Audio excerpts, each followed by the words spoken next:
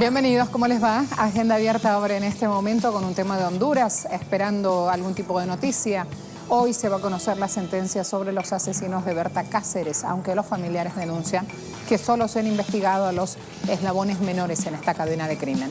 ¿Habrá justicia? Preguntamos allí en redes sociales para que ustedes puedan ir junto a nosotros abriendo el debate y esperando y conociendo un poco más de los hechos. Además, en Europa hay agrupaciones de consumidores de varios países que denuncian a Google por espionaje. ¿Puede revelar mucho? Allí el interrogante abierto. Vamos a empezar, hay mucho para compartir, hablando de mucho, poco o no tanto. Mucho, y queremos que estén todos. Este jueves Honduras y el mundo conocerán la sentencia sobre los autores materiales del asesinato de la defensora de derechos humanos y lideresa indígena lenca, Berta Cáceres, ocurrido el 2 de marzo del 2016 en el municipio La Esperanza. El proceso judicial que inició el pasado 19 de octubre juzga a los eslabones más bajos de la cadena y se ha realizado en medio de graves irregularidades, según afirma el entorno inmediato de Berta.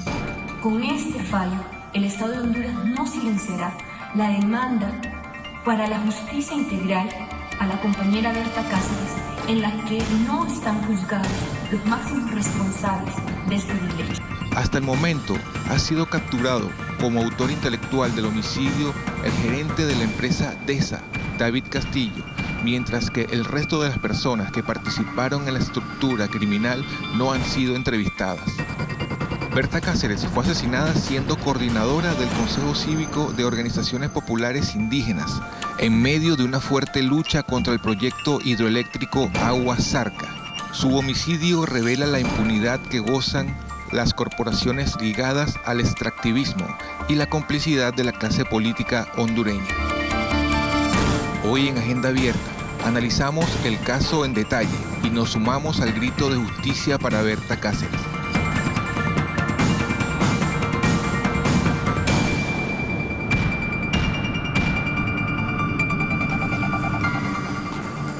¿Qué dice Telesur a esta hora en nuestra web? Titular: dictarán sentencia por asesinato, caso Berta Cáceres en Honduras. Sala 1, Tribunal de Sentencia, dicta este fallo judicial. Allí entonces la espera para conocer un poco más de este caso, donde la lideresa indígena era asesinada en marzo de 2016. Sus familiares, el Consejo Cívico de Organizaciones Indígenas, califican el juicio de ilegal por haber excluido el proceso de investigación y veredicto de algunos actores que resultaban fundamentales a la hora de prestar testimonio. Avanzó también con otro portal a esta hora. En este caso vamos a sumar Europa Press, como de aquel lado del mundo esperan. La justicia de Honduras dictará sentencia este jueves sobre asesinato de la activista Berta Cáceres. A pesar de la acción judicial, dicen familiares y el Consejo Cívico han señalado que se les ha prohibido su participación en el juicio. Calificaron, por lo tanto, todo este proceso de ilegal. La oficina del Alto Comisionado de Naciones Unidas para Derechos Humanos expresó en un comunicado preocupación por la exclusión de la defensa de la familia de Berta en este juicio. Además, hasta ahora sumo otros datos. Fíjense toda esta estructura que se usó para cometer este asesinato. Empecemos a mover justamente. He dicho, el asesinato de Berta Cáceres fue ejecutado con una estructura criminal. 8 acusados, sicarios militares, personas ligadas a desarrollos energéticos, SA, DESA por la sigla. En marzo fue detenido Roberto Castillo, allí lo tienen remarcado, ejecutivo de DESA, está enfrentando un juicio separado, acusado por su autoría intelectual. Esta estructura señala también a 4 miembros de la familia de empresarios Atala Sabla y a otros 2 miembros de la Junta Directiva de DESA como autores intelectuales. Denuncian que el proyecto Agua Zarca recibió financiamiento de 15 bancos, empresas y organizaciones como USAID y el Banco Mundial. Berta Cáceres nació en marzo del 71, la asesinaron muy joven. Nació en Intibucá, en Honduras, lideresa indígena lenca, feminista, luchadora, cofundadora del Consejo Cívico de Organizaciones Populares e Indígenas de Honduras. Justamente ese Consejo Cívico es el que denuncia que no la dejan participar, brindando testimonio en este juicio. Berta lideró protestas contra el golpe de Estado año 2009 que derrocó a Manuel Zelaya. Por su resistencia a este modelo extractivista, ganó el premio medioambiental Goldman en 2015. Había sufrido múltiples amenazas de la empresa DESA y del Estado de Honduras por su lucha contra la hidroeléctrica Agua Zarca. fue asesinada en marzo de 2016, un homicidio que ha sido fuertemente condenado en todo el mundo. Fíjense sus palabras, su legado, cómo trascienden. Despertemos, despertemos humanidad, ya no hay tiempo, nuestras conciencias serán sacudidas por el hecho de estar solo contemplando la autodestrucción basada en la depredación capitalista, racista y patriarcal. Aquí es muy fácil que a uno lo maten, decía, el coste que pagamos es muy alto, pero lo más importante es que tenemos una fuerza que viene de nuestros ancestros, herencia de miles de años, de la que estamos orgullosos. Ese es nuestro alimento y nuestra convicción a la hora de luchar. Vos tenés la bala, yo la palabra. La bala muere al detonarse, la palabra vive al replicarse. Allí algunas de sus ideas sembradas. Gilda Silvestrucci nos amplía sobre esta espera de la sentencia judicial. Cuando quieras, Gilda. Muy buenos días. Hoy es el fallo de la Corte Suprema de Justicia contra los acusados de la autoría material del asesinato de Berta Cáceres. Casi 3 años han pasado de esta trágica muerte y aún hay muchas dudas, especialmente en sus abogados y en la familia de la víctima, puesto que se han ocultado algunas evidencias y todavía se mantiene en secretividad el expediente tanto para los abogados como para la familia.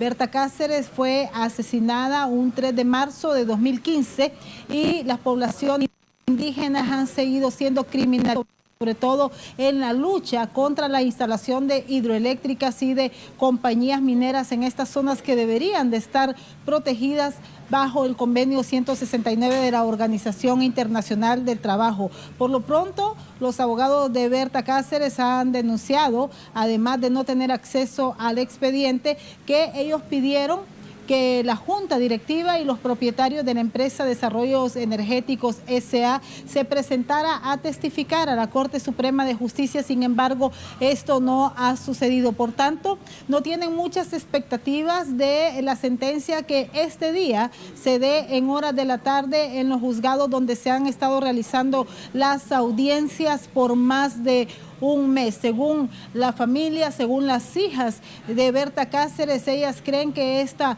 va a ser una sentencia media que no va a caer sobre todos los implicados, sobre todo los señalados en la autoría material contra la defensora de derechos humanos de los pueblos indígenas y también defensora del ambiente en Honduras, Berta Cáceres. Gracias, Gilda. Me voy con Edith Tabora, abogada especialista en derechos humanos. Doctor, ¿cómo le va? Buen día. Muy buenos días, Marcela. Un gusto saludar a las personas que nos están viendo este día.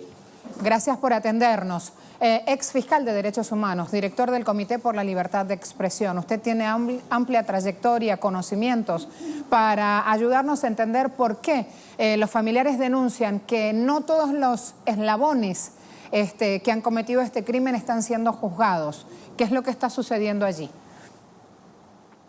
Bueno, mira, Marcela, aquí hay una propuesta de justicia de parte del Estado y una propuesta de justicia por parte del Consejo Cívico de Copín y también de parte de la sociedad hondureña y de las organizaciones. Y es que la visión del Estado es que normalmente se juzga a los autores materiales de un delito en el mejor de los casos, como es este. Y la propuesta de justicia de Copín y de la familia es basado en 3 ejes: la verdad, la justicia y la no repetición.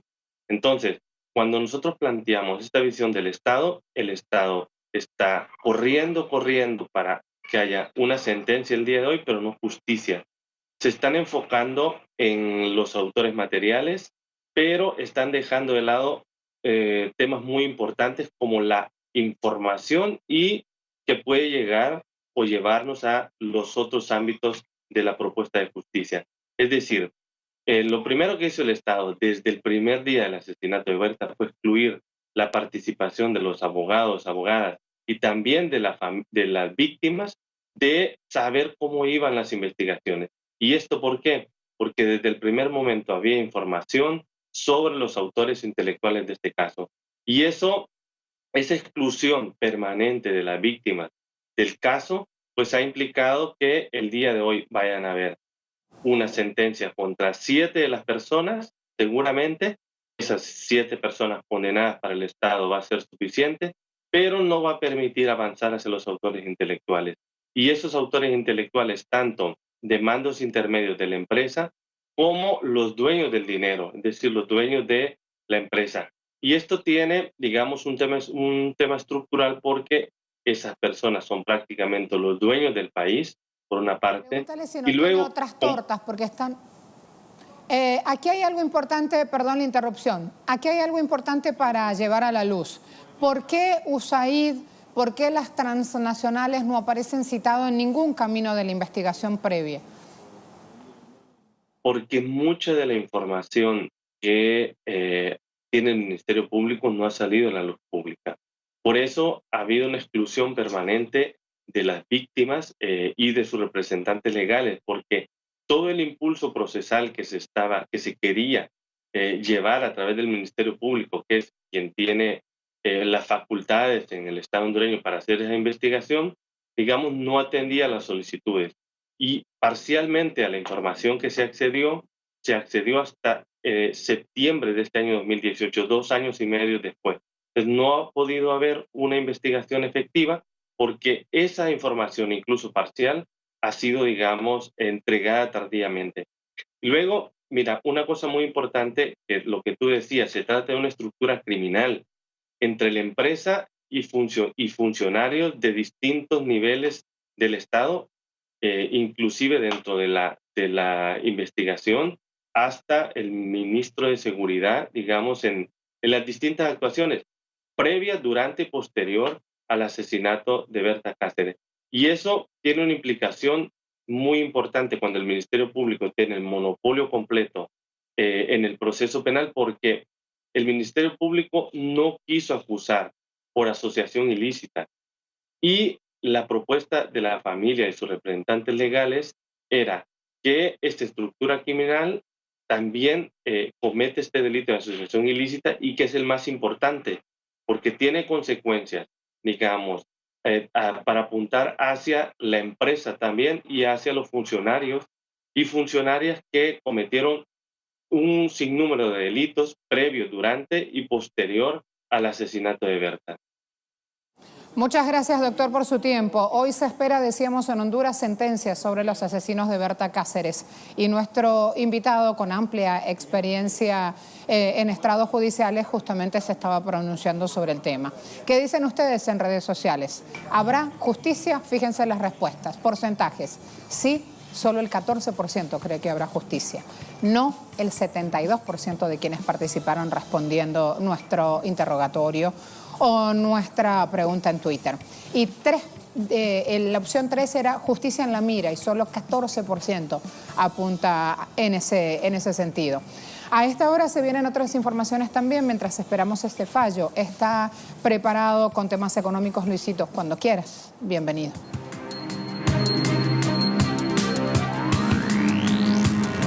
Buenos días para ti y para todos los que nos sintonizan a esta hora. Iniciamos las informaciones en materia económica, hablando de España y China, porque ambos países amplían sus relaciones comerciales durante la primera visita de Xi Jinping a Madrid. Aquí los detalles.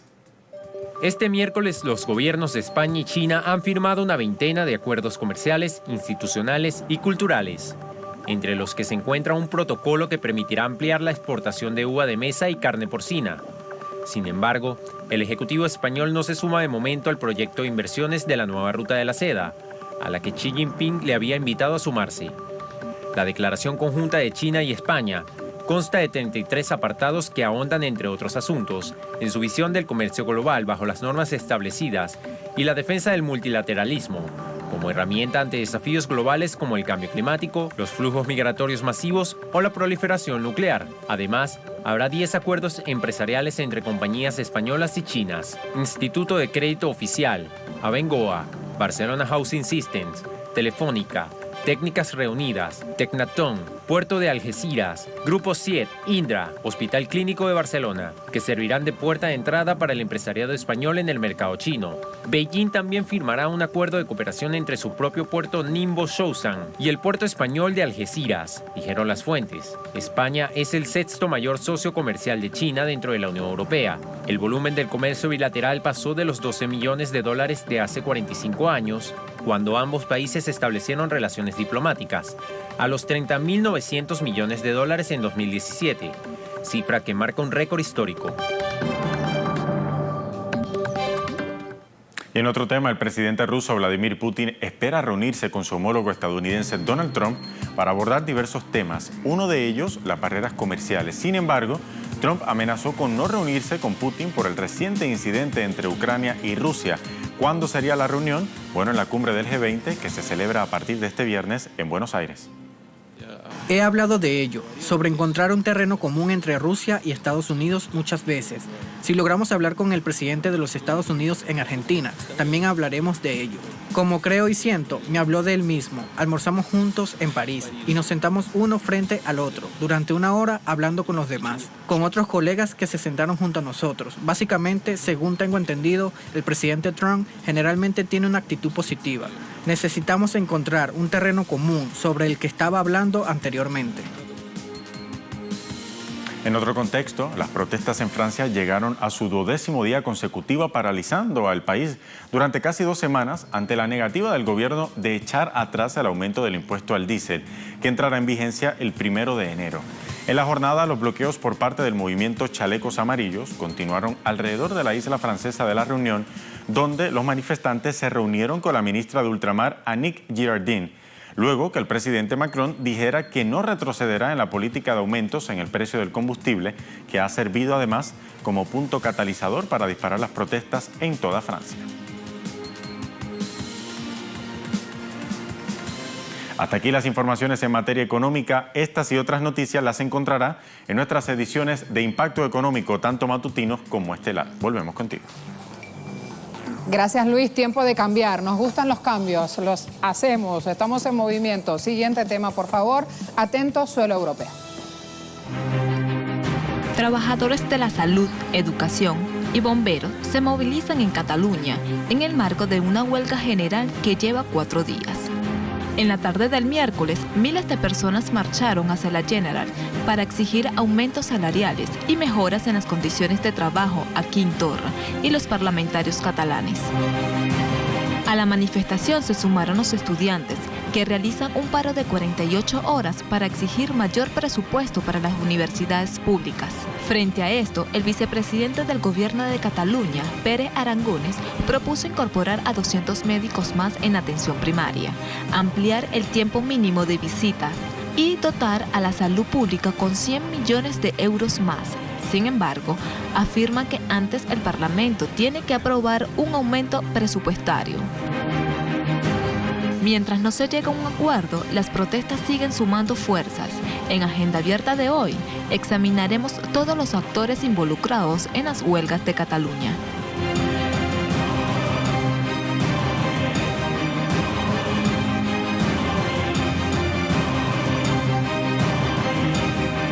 Revisemos lo que dice La Vanguardia. Los parlamentarios acuerdan con Metz de Cataluña promover negociación en la concertada. Representantes de todos estos grupos parlamentarios con los que se han reunido este miércoles, líderes sindicales Metz de Cataluña, han mostrado compromiso informal de que van a promover esta mesa de negociación de la sanidad concertada. La sanidad concertada representa el 55% del sector de la salud en Cataluña. Gestiona el 85% de las camas hospitalarias de agudos y el 20% de los centros de atención primaria. Con esos datos ya va a tener una idea certera de con quiénes están sentados en la mesa de negociación. El país dice 5 gestores de la sanidad concertada cobran más que Torra. Los sueldos que se manejan en los despachos de esta sanidad concertada están muy lejos de los 9.907 euros al año de salario mínimo interprofesional. En algunos casos, incluso superan los 150.000 que cobra el presidente de la Generalitat, Quim Torra. Los datos recopilados revelan también que otra veintena de gestores tenían sueldos por encima del que percibe ahora la consejera de Salud, Alba Vergés, que ganaba 112.000 euros. También con ese dato, fíjense cómo desde la prensa hegemónica van echando arriba o abajo a algún actor político, depende de la línea editorial que esté manejando ese medio de comunicación. Vamos a ver aquí, voy a este punto. Se estima que más del 70% de los trabajadores de los 3 sectores ya se han incorporado a esta huelga. Esto representa solo en el sector de la salud cerca de 15.000 profesionales. ¿Qué están exigiendo los trabajadores? Es un punto interesante para ir a revisar. Fíjense, estamos hablando específicamente del sector salud y sanidad. El sindicato pide que se fije un máximo de 28 visitas por paciente y 12 minutos mínimos. Contratación de personal. Según el sindicato de médicos catalanes, entre el 2010 y 2017 fueron perdidos 920 puestos de trabajo facultativos temporales. Piden aumento del presupuesto para la salud, que hoy es del 16,9%, mientras la Organización Mundial de la Salud dicen que deberían ser destinados 25% de un presupuesto estatal a este rubro. Dejo salud y sanidad, me voy a educación. Disminución del 30% de las tasas universitarias, que llegaron a subir 66% por la crisis. Piden además contratación de profesores. Hoy el 40% de los docentes universitarios tienen vínculo, tienen un contrato temporal. Los bomberos, por su parte, están pidiendo, a ver, ahí lo mostramos, más personal y material y aumentos salariales. Allí entonces tienen un gran panorama desde los distintos sectores que participan en esta huelga respecto a conocer sus exigencias. En el lugar de los hechos con nuestra cámara, Telesur está presente mediante Joan Ortiz, así que voy con él entonces a darle la bienvenida y a sumar información. Cuando quieras, Joan. ¿Qué tal? ¿Cómo estás? Gusto de saludarte. Aquí estamos en el centro de Barcelona. Esto es la Plaza Universidad, ese lugar de concentración donde los estudiantes y docentes han decidido comenzar esta segunda jornada de protestas. Hoy se suma toda la comunidad educativa pública, toda, desde la que acata a los más pequeños hasta la universidad. ¿Y qué exigen? Pues lo que también otros colectivos vienen exigiendo desde principio de semana, que es que se acabe con aquellas políticas que se implementaron durante la crisis, aquellas políticas de recortes, porque si bien para algunos, como estamos diciendo, la crisis ya marchó, las políticas de recortes permanecen y lo que exigen, por lo tanto, es mejoras laborales. Decía que la comunidad educativa ya lleva 2 días en huelga. Hoy se han sumado los de otros sectores dentro de la comunidad educativa, pero también los estudiantes que piden rebajas de las tasas universitarias. Aquí en Cataluña es donde están más altas de todo el Estado español. Pero se han sumado también los médicos. Aquí detrás mío están ellos, se han querido sumar en una huelga que llevan haciendo ya desde el lunes. Llevan 4 días, mañana también está convocada y exigen exactamente lo mismo, mejoras laborales. La particularidad de los médicos es que dicen que son pocos y que necesitan más tiempo para poder atender a los pacientes. Como de tiempo no hay más, porque el día tiene las horas que tiene, pues entonces lo que piden es que haya más médicos para poder dedicar más tiempo a cada uno de los pacientes. Y a todas esas reivindicaciones también la de los trabajadores públicos que están en la administración también se suman a esta huelga exactamente con las mismas pretensiones. Lo que pasa es que ellos hacen paradas parciales y la convocatoria de ellos era que de 12 a 2 del mediodía pues salieran, abandonaran sus lugares de trabajo y si querían se sumaran a esta movilización. Vamos a hacerle un seguimiento y evidentemente detalles de toda ella la tendrán todos los telespectadores de Telesur. Saludos.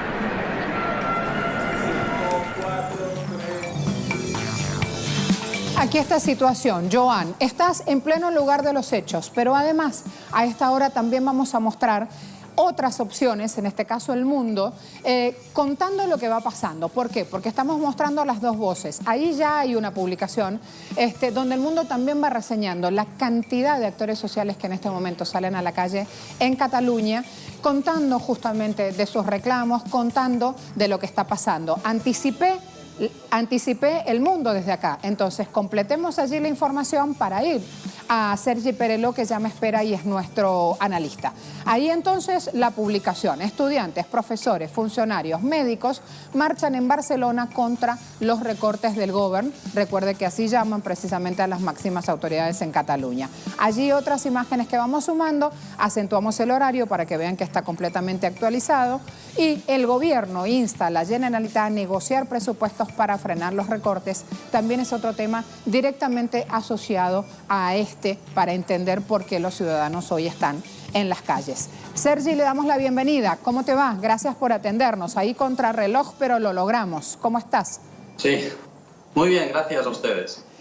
¿Qué está pasando en Cataluña hoy? Que después de conocer todo el proceso llamado como de crisis en toda España, hemos tenido los medios hegemónicos taladrándonos de que las empresas se iban, que cambiaban su razón social y se iban de territorio catalán a otros puntos en España, sin decir que eran capitales golondrinas, algunos de ellos.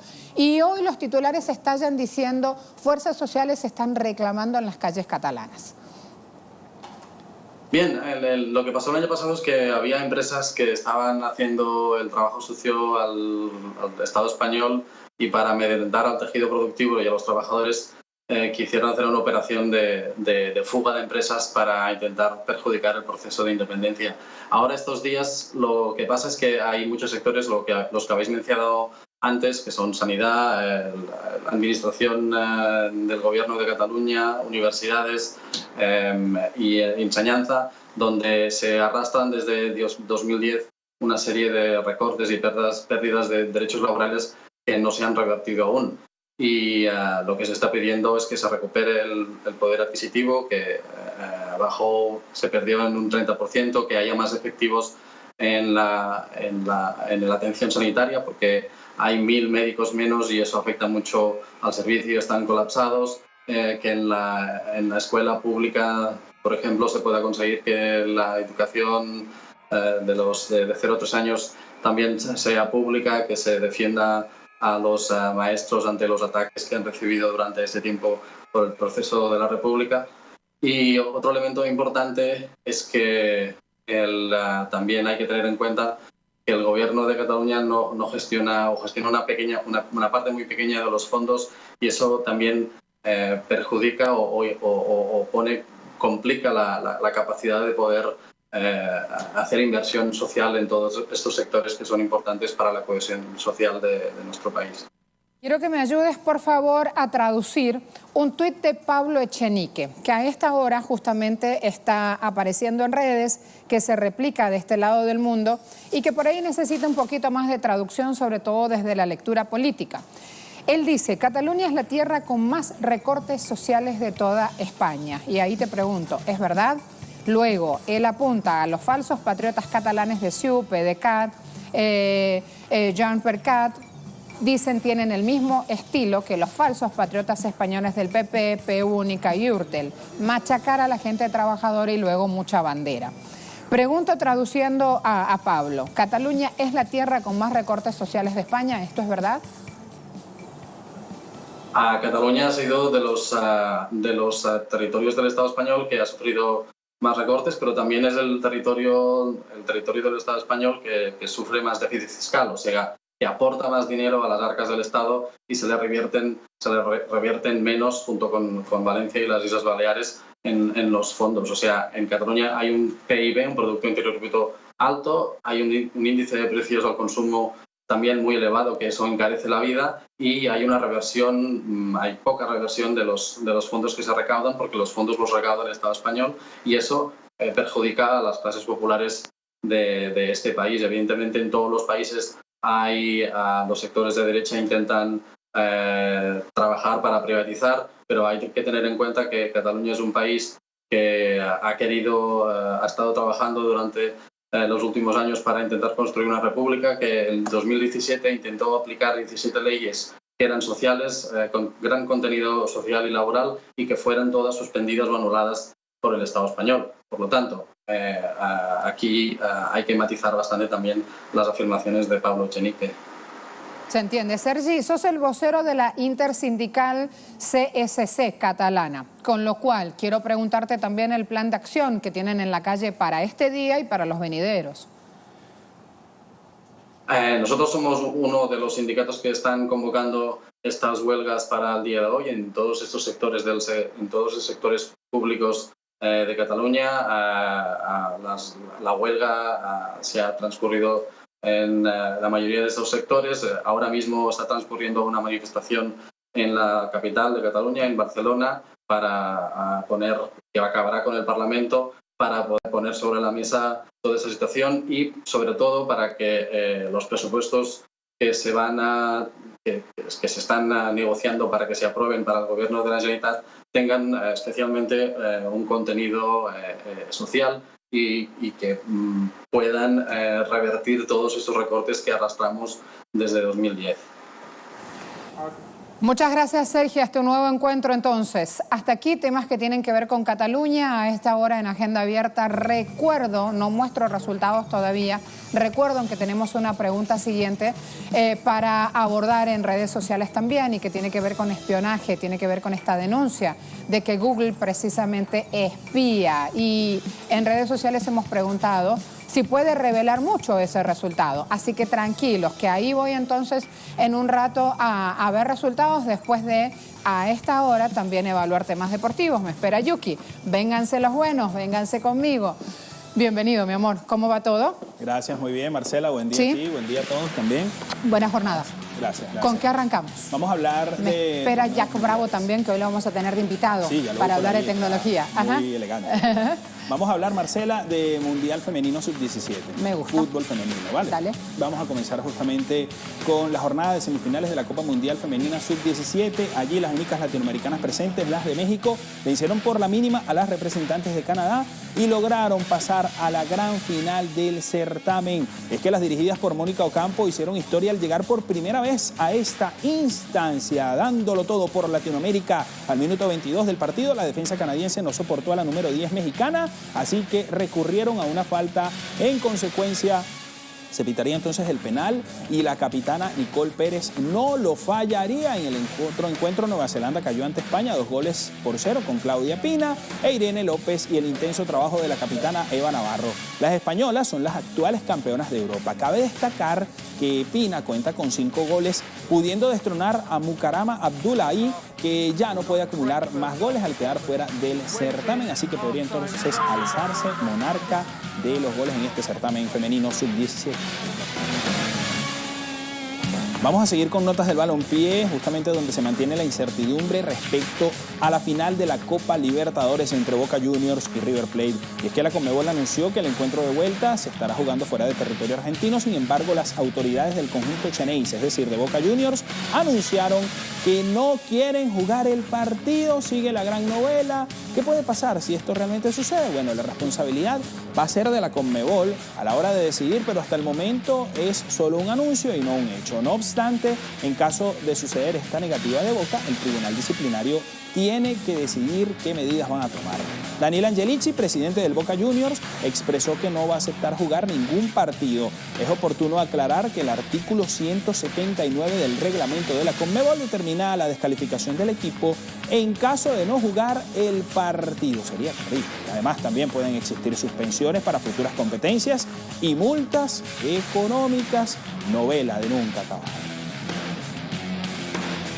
Y vamos a hablar también de un latinoamericano en la competición más importante a nivel de clubes de Europa, en este caso de la Champions League, donde el argentino Lionel Messi y el brasileño Neymar Jr. rompieron nuevos récords. El astro argentino se convirtió en el jugador con más tantos en la competición jugando con un mismo club, luego de la soberbia anotación marcada ante el PSV Eindhoven con una jugada maradoniana, compromiso que ganó el Barça 2-1 para llegar a los 106 goles. Neymar Jr., por su parte, el brasileño delantero del cuadro del Paris Saint-Germain, anotó el tanto de la diferencia ante el Liverpool de Inglaterra para convertirse en el máximo goleador brasileño de la UEFA Champions League con 31 tantos.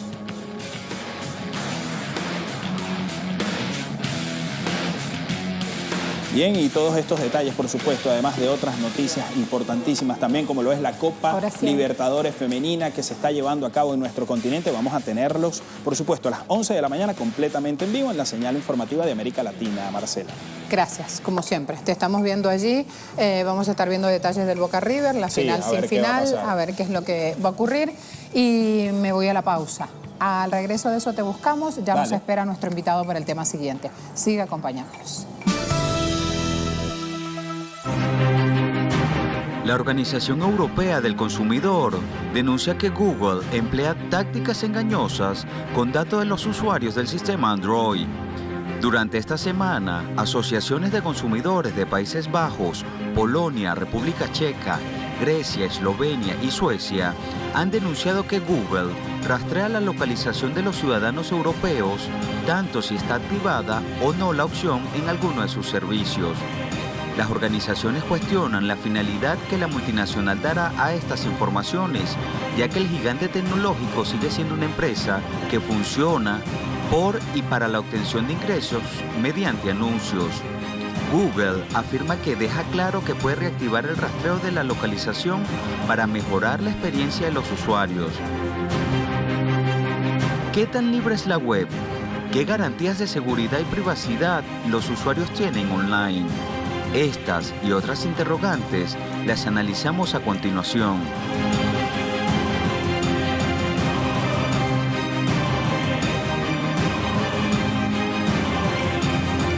¿Saben qué? No es el único caso. Existen otros casos recientes que involucran a gigantes del mundo tecnológico, como titula El Mundo. Facebook afirma que hackers accedieron a datos de 29 millones de sus usuarios. La mayor red social del mundo dijo que quedaron expuestos nombres y contactos personales de esta cantidad de millones de usuarios, 15. ¿Les suena poco? No, no lo es.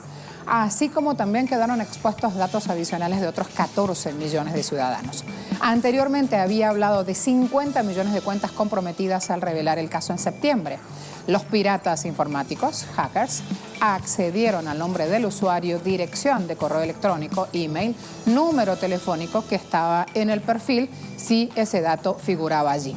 ¿Qué implica todo esto? Ese universo de personas también nos involucra, quien no tiene cuenta precisamente o quien no usa estos servicios.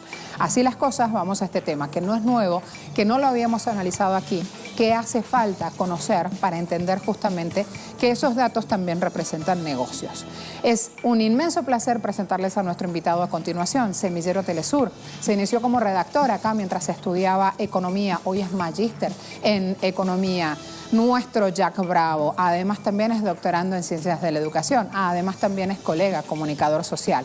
Así las cosas, venezolano, un muchacho muy, muy joven que está trabajando desde el minuto cero con este tema. Tiene cápsulas de tecnología llamadas En Bytes en nuestro sitio en internet, www.telesurtv.net, también en redes asociadas a Telesur. Así que vamos con él a preguntar absolutamente todo. A partir de este momento pueden empezar a escribir, pueden empezar a sumar justamente cuestiones que a veces nos resultan muy fáciles y hasta nos da pena preguntar. Este es el momento indicado. Esto es tecnología. Mi Jack, bienvenido. Un placer, ¿sí? Marcela. Te lo merecías. Primera vez en cámara, sí. Pero tanto hemos trajinado juntos, compañeros, sobre todo cuando hay que correr con el tiempo, contar mucho, contar la verdad, hacerlo bien, hacerlo con respeto. Te agradezco. Con respeto a la audiencia. Te agradezco enormemente este tiempo.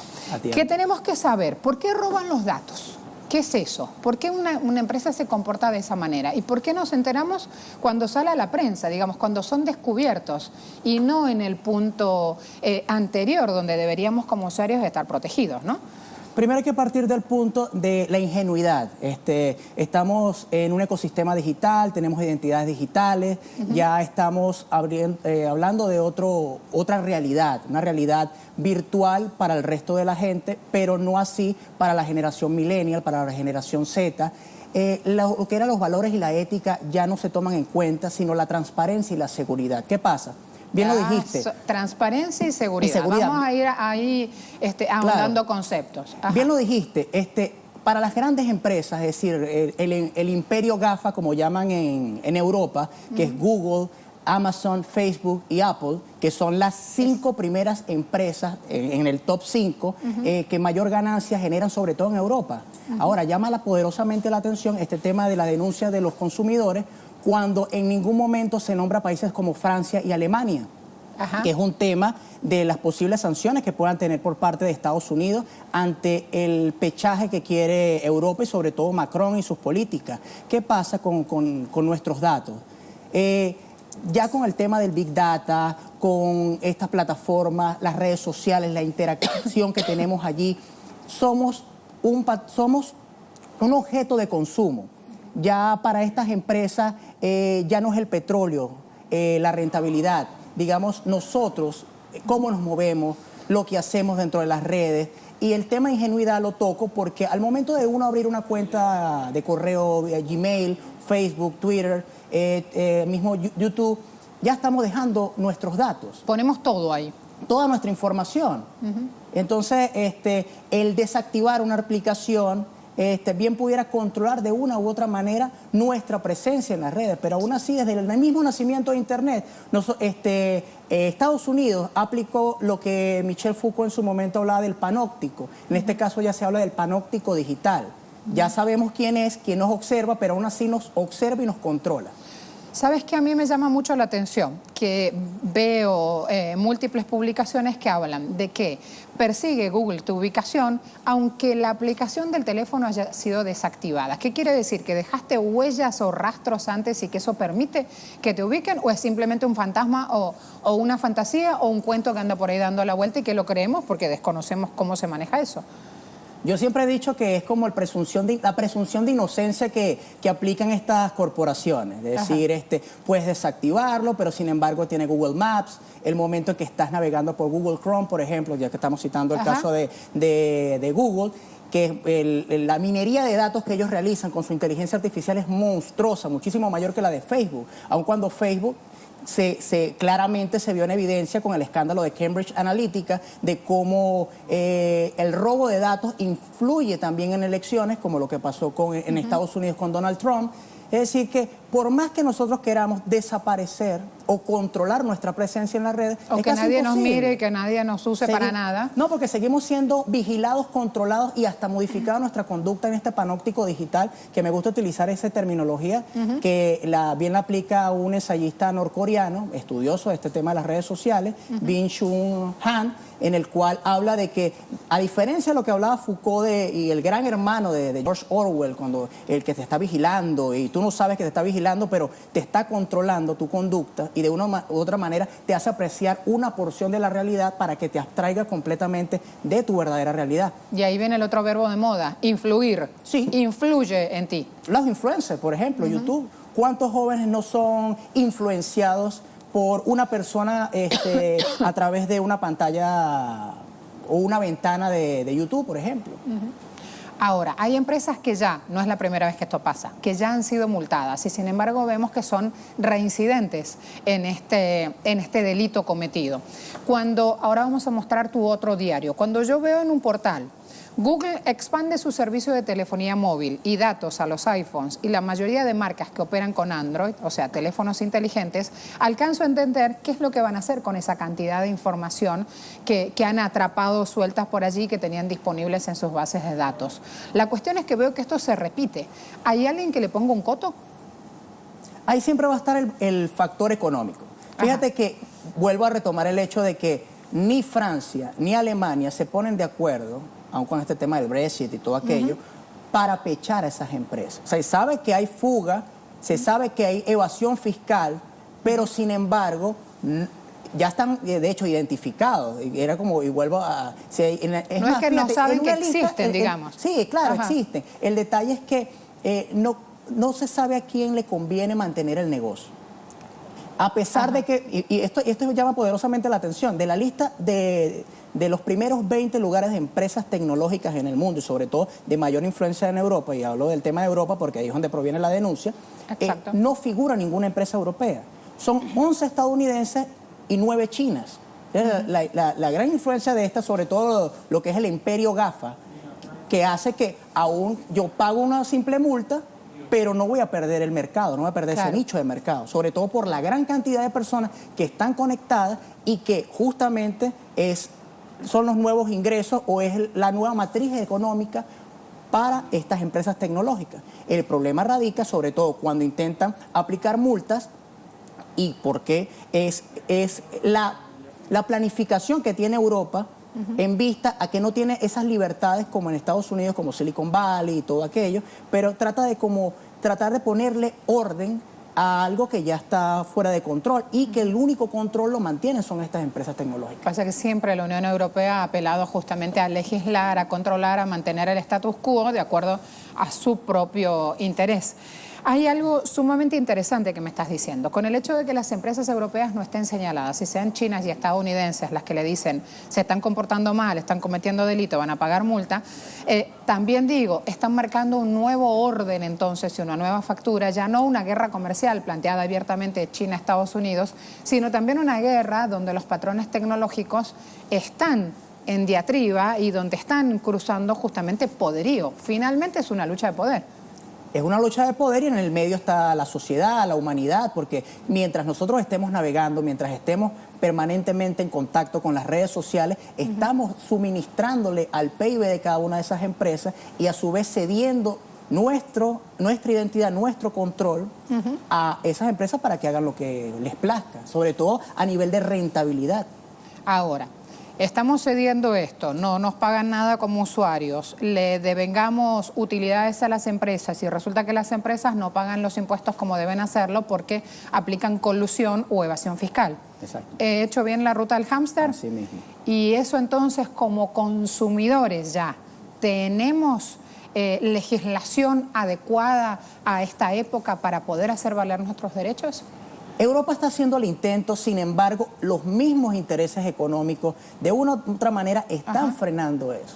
Porque realmente el poder económico siempre va a estar por encima, en este caso en la lógica del neoliberal y del capitalismo, y más cuando se habla del paradigma tecnológico. Aun cuando se quiera humanizar la parte tecnológica, siempre va a haber un interés económico que va a estar por encima de ese tipo de libertades, porque al final, insisto, por más que tú intentes aplicar una voz cantante, fíjate que hay una terminología que hablan de sociedades inteligentes, de cómo a través de las redes sociales o el uso de esas plataformas puede llegar a transformar a la sociedad o aglutinar para que existan, por ejemplo, estas voces que digan, no, yo quiero que se respete mi privacidad, yo quiero mantener mi seguridad y mi transparencia dentro de la red y no quiero que hagas negocio con ello. Ahora, viene el punto final. Acá hay uno de los usuarios que inclusive dice, siempre vivimos espiados, y le acota la cuestión temporal, que a veces se nos pasa de largo, pero en realidad está allí presente desde siempre. ¿Puede revelar mucho? Preguntábamos desde Agenda Abierta en Twitter. Y contábamos que agrupaciones de consumidores de varios países europeos denuncian a Google por espionaje. ¿Puede revelar mucho este caso? Yo creo que va a ser una anécdota, porque esto va a seguir dando mucha tela de qué hablar. Fíjate, cuando empezó el escándalo de la filtración de datos de Wikileaks para 2010, la misma Hillary Clinton hablaba de que vamos a poner orden, pero aún así ha seguido. Lo del Cambridge Analytica, el caso de Google. Representativos son estos países, estos 7 países que denunciaron. Pero me quedo con lo que dice el usuario. Siempre hemos sido espiados. Es más, cuando hablaba inclusive esa cárcel circulatoria a finales del siglo XVIII, donde necesitamos ser controlados y vigilados. El mismo Vigilar y Castigar, Foucault hablaba del panóptico. Hoy se habla de que ya conocemos quién nos controla, pero aún así seguimos controlados y vigilados. Va a ser una lucha titánica, no te lo voy a negar, y más cuando seguimos actuando, porque no podemos perder la interconectividad. Tenemos que mantenernos dentro de ese ecosistema digital para reivindicar nuestros derechos sociales también. Iba a preguntarte justamente en un momento en el cual, y se me aparecen múltiples preguntas y sugerencias desde aquí, pero se me acota el tiempo, iba a preguntarte justamente cómo manejar esto en un momento donde sabemos, más que nunca, que debemos estar conectados, o sea que esas mismas empresas van a seguir subiendo rentabilidad, porque no hay manera ya de salirse, no hay manera de dejar de tener un teléfono inteligente, chequear el correo, escribir por WhatsApp, participar en grupos que se supone nos facilitan el día a día, nos facilitan la vida. ¿Cómo hacemos? ¿Quién le pone el cascabel al gato? Ese es un gran planteamiento y ver cómo justamente está en nuestra responsabilidad y compromiso, inclusive por qué no desconectarnos un poco, por qué no ver de qué manera podemos ejercer, no filtrar tanto, sino ver, eso ya es una responsabilidad individual sobre todo. O filtrar lo que hace falta, porque sé que estás trabajando ya toda esta cuestión de tecnología aunada a la educación. ¿Por qué no orientarlo, digamos, hacia nuestros verdaderos intereses en todo caso? La formación y sobre todo, y hay que defenderlo, el pensamiento crítico, no ser meramente consumidores, sino realmente interpretar y pensar qué nos están enviando, qué estamos realmente determinando o qué nos está llegando. Tenemos que interpretar, analizar y sobre todo aplicar el pensamiento crítico para no perder nuestra identidad y nuestra formación. Pero de nuevo, para poder hacer eso necesitamos el conocimiento previo. Si no tenemos conocimiento previo y nos bajan en todos lados, en nuestros gobiernos, en nuestros pueblos, si nos bajan presupuestos al sector de la educación, claro que no cercena ni mucho conocimiento. Entonces llegamos todavía más ingenuos o menos, o más ignorantes, menos sabedores del tema. Tenemos que tener una emancipación en esos mismos entornos, aplicar disrupción y sobre todo empoderarnos, bien lo dijo el mismo comandante Chávez, hay que empoderarse de las tecnologías y hacerlas libres y sobre todo socializarlas en el resto de la población y muy fundamental lo que dijiste, educar a la gente y no tenerle miedo a la tecnología. Ay, y las dos cosas están tan emparentadas. Puede revelar mucho. Mire lo que dicen ustedes respondiendo a nuestra pregunta en Twitter. Este caso sí puede revelar mucho. 61% de los usuarios opina que sí, Jack. Que no va a revelar mucho, 5%. Y datos mueven dinero, dicen 34% de quienes respondieron la pregunta toman esa opción. O sea que ya empieza a haber claridad, digamos, sobre el tema. Jack, muchas gracias. A ustedes y a todo el equipo. En Bytes, ¿cómo lo veo? ¿Cómo sale? En Bytes sale todos los jueves. Bueno, los jueves Perdón, cada 15... ¿singular o plural? ¿En Byte o en Bytes? En Bytes. Ajá. Plural. En Bytes sale para los que... cada 15 días, los jueves por nuestra plataforma web, Instagram TV, Facebook y Twitter. Y estamos siempre en contacto con toda la gente y llevándole información de altura. Deberías ampliar un poquito más ahí, sumar debates en vivo, 5 o 6 minutitos por algunas cosas que en la semana también van generando mucho ruido, como este caso. Va ahí la sugerencia. Muy buena. Sería una de las más trabajo, pero más compromiso. Sí, claro. Sería una de las que se enganchan en ese caso. Porque siempre digo, desasnarnos ayuda el día a día, genera mucha información y en eso andamos. Aprender nos hace mejores ciudadanos, mejores personas. Momento de despedirnos. Hasta aquí va a ir nuestra agenda abierta. Hay todo un equipo de trabajo comprometido, funcionando, llevándoles el día a día de lo que ocurre en nuestros pueblos. Lo vamos a seguir haciendo así. Hay otros temas que a esta hora generan noticia, entonces vamos a mostrárselos a continuación. A todos muchas gracias. Jack, como siempre, un orgullo.